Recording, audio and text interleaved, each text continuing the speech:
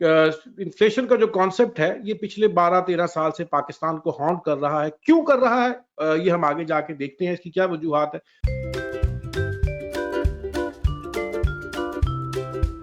बिस्मिल्लाहिर्रहमानिर्रहीम। अस्सलाम वालेकुम everyone, good evening and good afternoon, welcome to enablers. अब आगे चलते हैं, पाकिस्तान में देखते हैं कि इन्फ्लेशन को हम मेजर कैसे करते हैं और इसका क्या कॉन्सेप्ट है। सेम कॉन्सेप्ट है जैसे सारी दुनिया में है। हम सीपीआई का मेथड, कंज्यूमर प्राइस इंडेक्स का मेथड यूज करते हैं कि लोगों की जो कुव्वत खरीद है, जो अर्बन कम्युनिटी की कुव्वत खरीद है, उसके अंदर over a period of time एक बेंचमार्क ईयर जो है, जो हमने 2015 में रखा हुआ है, उसके अगेंस्ट कितना इजाफा हुआ, उसको हम इन्फ्लेशन कहते हैं। तो हम सीपीआई को करते हैं। सीपीआई जो है वो आपका फेडरल ब्यूरो ऑफ स्टैटिस्टिक्स जो होते हैं, उन्होंने को 300-350 के करीब प्रोडक्ट्स हैं जो ग्रोसरी आइटम्स होते हैं, मेजॉरिटी जो घरों में यूज होते हैं, वो उन्होंने रखे हुए हैं। उनकी कीमतों में जितना इजाफा होता है बेंचमार्क ईयर के अगेंस्ट, जो कि अब 2015 है, उसको हम इन्फ्लेशन जो है वो कहते हैं। और हमारे यहाँ बड़ी सीरियस इन्फ्लेशन पिछले दिनों रही है। मिसाल के तौर पे 2020 में जो है वो फरवरी के महीने में हमारे यहाँ इन्फ्लेशन जो थी वो 14% के करीब थी। तो बहुत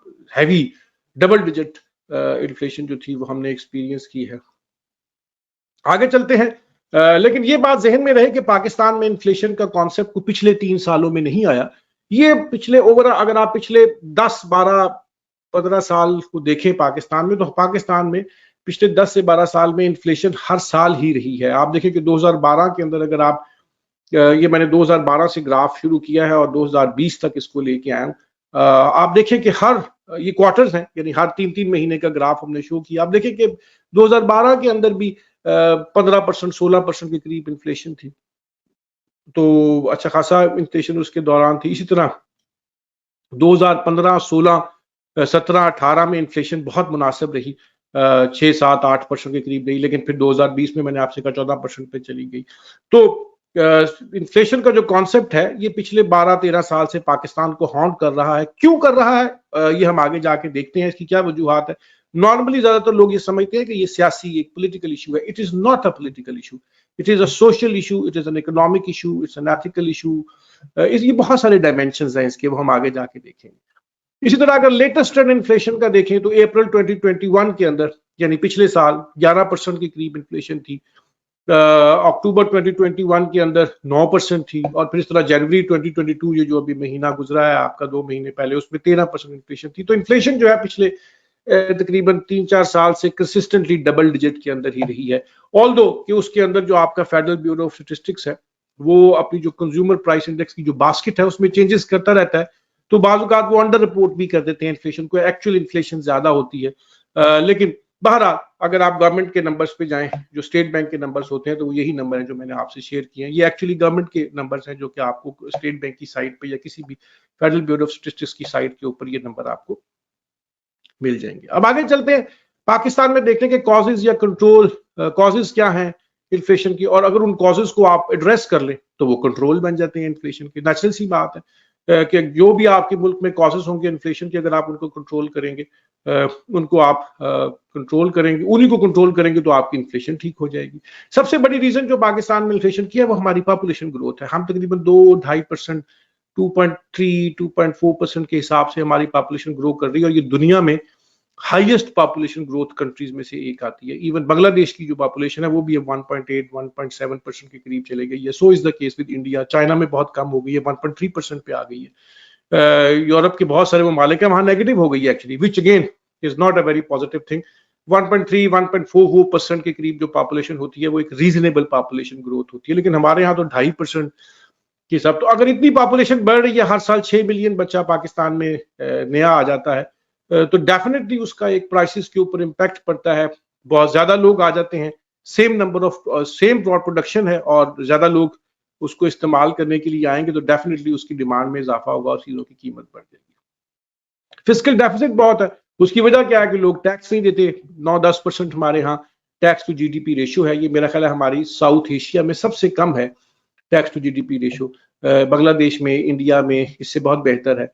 तो हमारे यहाँ चूंकि जब आपके रेवेन्यू नहीं होते और खर्चे ज्यादा होते हैं, आमदन आपकी कम है गवर्नमेंट की और खर्चे ज्यादा है, तो गवर्नमेंट फिर नोट प्रिंट करती है जिसको हम डेफिसिट फाइनेंसिंग कहते हैं। और डेफिसिट फाइनेंसिंग जब भी होती है तो सोसाइटी के अंदर इन्फ्लेशन आएगी, क्योंकि सोसाइटी के अंदर ज्यादा रुपया गवर्नमेंट प्रिंट करके भेजेगी। अदरवाइज अगर आपके खर्चे آپ کے آمدن کے برابر ہوں تو مارکیٹ میں وہی نوٹ سرکولیٹ کرتا رہے گا. ایک نوٹ سے مراد ہے ایکچوئل فزیکل نوٹ. اگر مارکیٹ میں لیٹ سے 1 ٹریلین روپیہ ہے جو پوری مارکیٹ میں گھوم رہا ہے, اور اگر گورنمنٹ کے ایکسپینسز اتنے ہی ہیں جتنے اس کے ریونیوز ہیں, تو ٹیکنیکلی گورنمنٹ کو اس کے اندر اضافہ کرنے کی ضرورت نہیں پڑے گی. لیکن اگر گورنمنٹ کے ایکسپینسز زیادہ ہیں اور ریونیو کم ہے تو گورنمنٹ کو نوٹ پرنٹ کرنے پڑیں گے. جب وہ نوٹ پرنٹ کریں گے تو اتنا پیسہ مارکیٹ میں ایکسٹرا چلے جائے گا, روپیہ کرنسی مارکیٹ میں زیادہ چلی جائے گی, اور جب وہ کرنسی مارکیٹ میں زیادہ جائے گی تو ڈیفینیٹلی اس سے انفلیشن ہو جائے گی. ایجوکیشن کی کمی ہے پاکستان کے اندر, جس سے ہمارے ہاں لوگوں کو کانسیپٹ نہیں کلیئر ہوتا, اور اس کا سب سے بڑا امپیکٹ کیا ہے کہ ہمارے ہاں lack of inclusion of women work force ہے. ہمارے پاکستان میں خواتین کی تعداد کو 54% کے قریب ہے, اور پریڈومیننٹلی ہمارے ہاں جو وومن انکلوژن ہے یہ میرا خیال ہے ساؤتھ ایشیا میں سب سے کم ہے. تو ہمارے ہاں میجورٹی ہماری جو وومن ورک فورس ہے, وومن جو ہے وہ ورک فورس میں آتی ہی نہیں ہے. تو women as a percentage of employees in organizations بہت کم ہے ایز اگینسٹ جو گلوبل یا ریجنل بینچ مارکس ہیں آپ اس کے اندر, اس سے بھی بڑا فرق پڑتا ہے. اسکل فورس نہیں ہے ہمارے پاس. ہمارے پاس اسکل فورس سے مراد یہ کہ لوگ جو ووکیشنل ٹریننگ کی ہوتے ہیں, مثال کے طور پہ پلمبرز ہوتے ہیں, انجینئرز ہوتے ہیں, کائرو پریکٹیشنرز ہوتے ہیں, وہ تمام لوگ جو ہاتھ سے کام کرتے ہیں, جو اسکل لے کے آتے ہیں, وہ ہمارے پاس اتنے ہیں نہیں. لوگ ووکیشنل ٹریننگ دیتے نہیں ہیں, تو بیسیکلی پر وہ صرف مزدوری پہ آ جاتے ہیں. جب باہر بھی جاتے ہیں تو صرف مزدوری کرتے ہیں, جس کی بہرحال جو کمپنسیشن ہوتی ہے وہ اسکلڈ فورس سے کم ہوتی ہے. تو ڈیفینیٹلی آپ کی انکم میں اضافہ نہیں ہوتا فیملی کی, تو اور قیمتوں میں اضافہ ہوتا رہتا ہے, تو انفلیشن ہمیں زیادہ پاکستان میں لگتی ہے. ایک اور بہت بڑی وجہ پاکستان میں کنزیومرزم ہے, جس کو ہم آسٹنٹیشیس دکھاوے کا کلچر کہتے ہیں, سوشل بیہیویئر کہتے ہیں. اس کو ہم لیک آف آسٹیرٹی بھی کہہ سکتے ہیں, ہیڈونسٹک لائف سٹائل بھی کہہ سکتے ہیں, کہ تعیش پسندانہ لائف ہے کہ آپ نے شادی پہ, بیاہ پہ, منگنی پہ, سالگرہ پہ, عیدین پہ آپ بے انتہا خرچ کرتے ہیں. اور جب آپ کی سوسائٹی اتنی کنزیومرز سوسائٹی ہوتی ہے تو اس کا مطلب ہے ہر بندہ جو ہے وہ ایک نئی چیز, ہر بندہ نیا ہینڈ سیٹ خریدنا چاہتا ہے, ہر بندہ نیا سوٹ خریدنا گرمیوں میں چاہتا ہے, ہر بندہ ہر ایونٹ پہ نیا سوٹ سلوانا چاہتا ہے, جب آپ ہر بندہ نئی گاڑی لینا چاہتا ہے. تو جب یہ اتنا کنزیومرزم ہوگا تو ڈیفینیٹلی مارکیٹ میں پھر ان چیزوں کی ڈیمانڈ بڑھ جاتی ہے. اور اگر آپ کبھی دیکھیں پاکستان میں, تو میں نے آپ سے جیسے کہا تھا کہ سردیوں کے دنوں میں جو شادی گھر ہیں ان کے اندر ان کے ریٹس میں اضافہ ہو جاتا ہے, پولٹری کے ریٹس میں اضافہ ہو جاتا ہے, گاڑیوں کے اوپر اضافہ ہو جاتا ہے. تو یہ بھی ایک بہت بڑا وجہ ہے. ڈیویلیویشن ایک بہت بڑی ریزن ہے کہ پاکستان میں پچھلے 5 سالوں میں ہماری کرنسی کی قیمت تقریباً ڈبل ہو گئی ہے, یعنی آدھی ہو گئی ہے. یعنی 19 اگر آپ دیکھیں 2016-17 میں ڈالر جو تھا وہ 90 روپے کا تھا, 95 روپے کا تھا, اور اب ڈالر جو ہے وہ 170-175 کے قریب ڈبل ہو گیا. تو آپ کی کرنسی کی ویلیو ہی آدھی رہ گئی. جب کرنسی کی ویلیو آدھی رہتی ہے اور ساری چیزیں دنیا میں آپ نے امپورٹ کرنی ہے, پاکستان پریڈومیننٹلی ایک امپورٹ ڈریون کنٹری ہے, تو آپ سب کچھ امپورٹ کریں گے تو ڈالر میں امپورٹ کریں گے. ڈالر جو ہے وہ اگر اس کی قیمت آپ کے روپے کے مقابلے میں ڈبل ہو گئی ہے تو ڈیفینیٹلی آپ کی چیزوں کی قیمت بھی ڈبل ہو جائے گی, اور چیزوں کی قیمت ڈبل ہوگی تو پرائسز میں اضافہ ہوگا. اور انفلیشن کیا ہوتا ہے؟ پرائسز میں اضافہ, تو وہ آپ کو پھر انفلیشن کی صورت میں نظر آتا ہے. انٹرسٹ ریٹس پاکستان میں بہت ہی پہلے آج پچھلے دنوں کم رکھے تھے, اب گورنمنٹ نے بڑھانے شروع کیے ہیں پچھلے کوئی 4 مہینے سے, کہ وہ ہر 15-20 دن کے بعد گورنمنٹ دیکھتی ہے اور پھر وہ ریٹ کے اندر ایڈجسٹمنٹ کرتی ہے. تو ہمارے پاکستان میں اس وقت انٹرسٹ ریٹ جو ہے وہ بہرحال 11-12% سے اوپر ہی ہونا چاہیے, کیونکہ اس طرح کے انٹرسٹ ریٹ پہ بہرحال لوگ بینکوں میں پیسہ رکھوائیں گے, جس سے مارکیٹ میں منی سپلائی میں کمی آئے گی اور انفلیشن کنٹرول کرنے میں ہیلپ ملے گی. میں نے آپ کو کہا تھا پہلے بھی کہ یہ بھی ایک طریقہ ہے جو کہ اسٹیٹ بینک کے پاس ہوتا ہے کہ انٹرسٹ ریٹ اگر وہ بڑھا دے تو مارکیٹ میں انفلیشن جو ہے وہ کم ہو جاتی ہے. جنرل سیلز ٹیکس ہے پاکستان میں, ہمارے ہاں چونکہ ڈائریکٹ ٹیکس لوگ دیتے نہیں ہیں تو گورنمنٹ پھر انڈائریکٹ ٹیکس لگاتی ہے, اور وہ جی ایس ٹی ہوتا ہے. جی ایس ٹی کے ساتھ پرابلم یہ ہوتی ہے کہ یہ امیر اور غریب سب پہ لگتا ہے.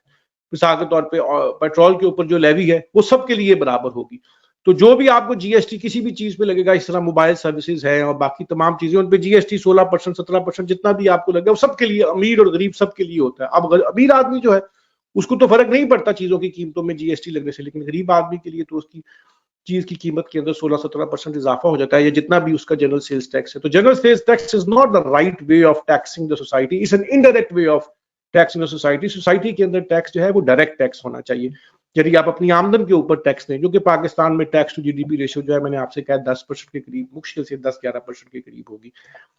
اس طرح بہت ساری انڈسٹریز ہیں جن میں کارٹلائزیشن ہے, وہ آپس میں مل جاتی ہیں, جس میں سیمنٹ انڈسٹری بھی شامل ہے, اس کے علاوہ شوگر انڈسٹری ہے اور گندم ہے اور فلور ملز ہیں اور بہت ساری جن کے اندر لوگوں نے کارٹلائزیشن کر کے چیزوں کی قیمت آرٹیفیشلی بڑھا دیتے ہیں اس کے ساتھ. تو اس کو بھی یہ بھی ایک بہت بڑا ایشو ہے جو کہ بڑے بڑے آپ کے ہاں کارٹل ہیں جو بنے ہوئے ہیں, بہت بڑے بڑے انڈسٹریسٹ جو ہیں کہ بزنس مین جو وہ مل کے ایک مخصوص چیز کی قیمت کے اندر فلکچویشن کرتے ہیں. یہ شوگر کے اندر آپ نے اکثر دیکھا ہوگا, سیمنٹ کے اندر اکثر دیکھا ہوگا, آج کل فرٹیلائزر پہ بڑا یہ چل رہا تھا معاملہ. اس طرح ریموول آف سبسڈیز ہے, گورنمنٹ پہلے سبسڈی دیا کرتی تھی بجلی کی قیمت پہ, پیٹرول کی قیمت پہ, وہ گورنمنٹ نے ساری ودرا کر لی. اب جب گورنمنٹ نے وہ سبسڈیز ودرا کی ہیں تو وہ امیر اور غریب سب پہ ودرا ہو گئی. امیر کو تو کوئی فرق نہیں پڑا لیکن غریب کی تو جو بائنگ پاور ہے وہ کم ہو گئی, اس کو چیزوں کی زیادہ قیمت دینا پڑے گی. تو یہ بھی ایک سبسڈیز ریموو ہونی چاہیے لیکن عمرا سے ختم ریموو ہونی چاہیے. یہ نہیں کہ آپ غریبوں سے سبسڈیز ریموو کر لیں. اگر آپ نے سبسڈیز کو ریموو کرنا ہے تو امیر آدمی کی سبسڈی کو جو ہے وہ سب سے پہلے آپ کو اس کو ریموو کرنا چاہیے تاکہ سوسائٹی میں اس کا امپیکٹ جو ہے وہ انفلیشن کی شیپ میں غریبوں پہ نہ آئے. اس کے علاوہ ایک اور بہت بڑی ریزن ہے کہ گلوبلی دنیا میں کموڈٹی کی پرائسز جو ہے وہ کووڈ کے بعد جب دنیا میں مارکیٹیں اوپن ہونا شروع ہوئیں, لائف نارملسی میں واپس آ گئی تو چیزوں کی ڈیمانڈ میں اضافہ ہوا. کووڈ کی وجہ سے چیزوں کی پروڈکشن رکی ہوئی تھی, لوگوں نے تھوڑی کی ہوئی تھی. اب جب اچانک اس کے اوپر پریشر پڑا اور پروڈکشن زیادہ نہیں ہے تو سیم چیزیں جو ہے ان کی زیادہ قیمت لوگ دیتے ہیں, تو کموڈٹی پرائسز ساری دنیا میں بڑھنا شروع ہو گئی. کول کی بھی بڑھ گئی, آئل کی بھی بڑھ گئی, لوہے کی بھی بڑھ گئی. تو ڈیفینیٹلی لوگوں کو اس کا امپیکٹ پرائسز میں آیا, اور پرائسز جب بڑھتی ہیں تو یہ میں نے آپ سے کہا کہ یہی انفلیشن ہوتی ہے. تو گلوبل کموڈٹی پرائسز بھی ایک وجہ ہے انفلیشن کی پاکستان میں بڑھنے کی. اس طرح ایگریکلچر تھرو پٹ ہے پاکستان میں بہت تھوڑی ہے. ہم ایک ایکڑ سے 40-42 من یا 45 من گندم جو ہے وہ اس کی تھرو پٹ لیتے ہیں. انڈیا ہمارا نیبرنگ ملک ہے, وہاں پہ 65 من کے قریب ہے, اور امریکہ کے اندر جو ہے وہ 80 من کے قریب وہ ایک ایکڑ سے تھرو پٹ یا ییلڈ لیتے ہیں because of improved ways of cultivation, اور اس کے علاوہ ہارویسٹنگ بہتر طریقے سے ہوتی ہے ان کی. فارمنگ جو ہے وہ بہت ٹیکنالوجیکلی ایڈوانس ہے. تو اس سے چونکہ ہماری تھرو پٹ کم ہو تو ہمیں گندم بھی امپورٹ کرنا پڑی. اس سال 2-3 ملین ہم نے گندم امپورٹ کی. ڈیفینیٹلی وہ ڈالرز میں ہوتی ہے. جب ڈالرز میں ہوتی ہے تو پھر ڈالر کی قیمت جو ہے وہ ہمارے روپے کے مقابلے میں تقریباً 100% بڑھ گئی ہے. تو ڈیفینیٹلی پھر آپ کو گندم کی قیمت اس کے اندر قیمت میں بھی اضافہ ہوگا. ہماری اکانومی جو ہے وہ امپورٹ ڈریون اکانومی ہے. ہم ہر چیز امپورٹ کرتے ہیں, یہاں تک کہ اس سال ہم نے گندم اور چینی بھی ہم نے امپورٹ کی ہے. میڈیسنز امپورٹ ہوتی ہیں, آئل امپورٹ ہوتا ہے, گیس اب امپورٹ ہوتی ہے. تو یہ تمام چیزیں جو ہیں یہ ڈالرز میں آپ کو پے کرنی پڑتی ہیں. تو ظاہر سی بات ہے جب آپ نے ڈالرز میں پے کرنی تو وہ ڈالرز کہاں سے آئیں گے؟ وہ آپ کو خریدنے پڑیں گے مارکیٹ سے. جب گورنمنٹ خریدنے جائے گی مارکیٹ میں تو اس کی قیمت بڑھ جائے گی. جب ڈالر کی قیمت بڑھے گی تو جو چیزیں اس کو پے کر کے آپ منگوا رہے ہیں ان کی قیمت بھی بڑھ جائے گی. اور اس کی جو سب سے بڑی مینیفیسٹیشن ہے وہ یہ ہے کہ اگر آپ کرنٹ اکاؤنٹ ڈیفیسٹ جنوری کے مہینے کا دیکھیں, جس کی بہت ساری وجوہات ہیں, میں نے آپ سے کہا کموڈٹی پرائسز بھی اس کی ایک وجہ ہے, لیکن جنوری کے مہینے میں میرا خیال ہے کہ پاکستان کی تاریخ کے چند بڑے کرنٹ اکاؤنٹ ڈیفیسٹس میں آیا, جس میں ہماری امپورٹس اور ایکسپورٹ کا جو ڈفرنس ہے وہ تقریباً $2.1 بلین ہے ایک مہینے کا. بیکاز ہر چیز جو ہے وہ ہم امپورٹ کرتے ہیں. ہم پام آئل بھی امپورٹ کرتے ہیں, ہم پیمپرز بھی بچوں کے امپورٹ کرتے ہیں, ہم میڈیسنز بھی امپورٹ کرتے ہیں, ہم گاڑیاں بھی امپورٹ کرتے ہیں, آئل اور گیس بھی ہم امپورٹ کرتے ہیں, یہاں تک کہ گندم بھی پچھلے سال ہم نے امپورٹ کی. تو یہ تمام چیزیں جو ہیں چونکہ ڈالرز میں آتی ہیں تو یہ ہمیں اپنی انڈسٹری کے اندر امپورٹ سبسٹیٹیوشن کرنا پڑے گی, کہ یا اپنی تھرو پٹ بڑھانی پڑے گی ان چیزوں کی, کہ جو پاکستان کے اندر چیزیں ہم بنا سکتے ہیں وہ ہم پاکستان کے اندر بنائیں. اس سے ایک انڈسٹریلائزیشن ہوگی, دوسرا یہاں پہ امپلائمنٹ کریٹ ہوگی, اور تیسرا یہ ہوگا کہ ہمیں ان کی کم قیمت دینا پڑے گی. ادروائز ہمیں بہت مہنگی پرائسز پہ باہر سے فنش گڈز منگوانی پڑتی ہیں. تو اس لیے ہمیں پاکستان میں سولر پہ جانا چاہیے, کول پہ جانا چاہیے. یہ جو بجلی سے ہم جو بجلی بناتے ہیں فرنس آئل سے, ڈیزل سے یا گیس سے, یہ it's not an acceptable way in 21st century. ہمیں بہت تیزی سے, ہمارے ملک میں سال میں ایوریج 8 گھنٹے سارا دن سورج جو ہے وہ اویلیبل ہوتا ہے, تو ہم اس کو بڑی آسانی کے ساتھ اس میتھڈ کے ساتھ اگر ہم اپنے ملک کے اندر سبسٹیٹیوشن کر دیں تو اس سے بھی ہمارے یہاں انفلیشن میں بے انتہا کمی آئے گی. تو یہ کچھ اسٹرکچرل ریفارمز ہیں پاکستان میں جو کہ ہمیں کرنی چاہیے. اسٹرکچرل ریفارمز کیا ہوتی ہیں؟ یہ وہ میجرز ہوتے ہیں جو کہ گورنمنٹ لیتی ہے, جو کہ آپ کی ویج جو جس طرح آپ کی سوسائٹی میں بزنس ہو رہا ہوتا ہے اور انسٹیٹیوشن جس طرح بزنس کر رہے ہوتے ہیں اس کو کرنے کا طریقہ بدل دیتے ہیں. اور یہ ہمیں ضرورت ہے کہ ہم اپنے ملک کے اندر اگر انڈسٹریلائزیشن کرنی ہے تو ہمیں اسٹرکچرل ریفارمز کی ضرورت پڑے گی. اسی طرح گورننس اور ایڈمنسٹریٹو کیپیسٹی ہے کہ ہمارے ہاں پرائز کنٹرولز ہونے چاہیے اور پرائز کنٹرول کی باقاعدہ ٹیمز ہونی چاہیے جو مارکیٹ میں جا کے دیکھیں کہ جو مارکیٹ میں چیزیں مل رہی ہیں وہ ایک سرٹن پرائز سے زیادہ اوپر نہیں جاتی. اگر وہ یہ کام کریں گے تو اس سے ایک ویجیلنٹ گورننس سے بھی آپ پرائسز کے اندر ایک اسٹیبلٹی لے کے آ سکتے ہیں. تو یہ کچھ عوامل تھے جو کہ پاکستان میں انفلیشن کی وجہ ہے. اگر ہم ان عوامل کو اپنے قابو میں کر لیں تو ہم اس سے انفلیشن کو کنٹرول کر سکتے ہیں. اگر ہم اس کو قابو نہیں کریں گے تو انفلیشن کا جن جو ہے وہ بوتل کے اندر بند نہیں ہوگا. اور میں نے پہلے بھی آپ سے کہا ہے کہ یہ پولیٹیکل ایشو نہیں ہے. انفلیشن یہ ایڈمنسٹریٹو بھی ہے, یہ سوشل بھی ہے, یہ ایتھیکل بھی ہے, یہ ایڈمنسٹریٹو بھی ہے, اور ڈیفینیٹلی اکنامک ایشو بھی ہے اس کے اندر. That brings us to the conclusion of this lecture. Thank you very much for joining me and see you next time.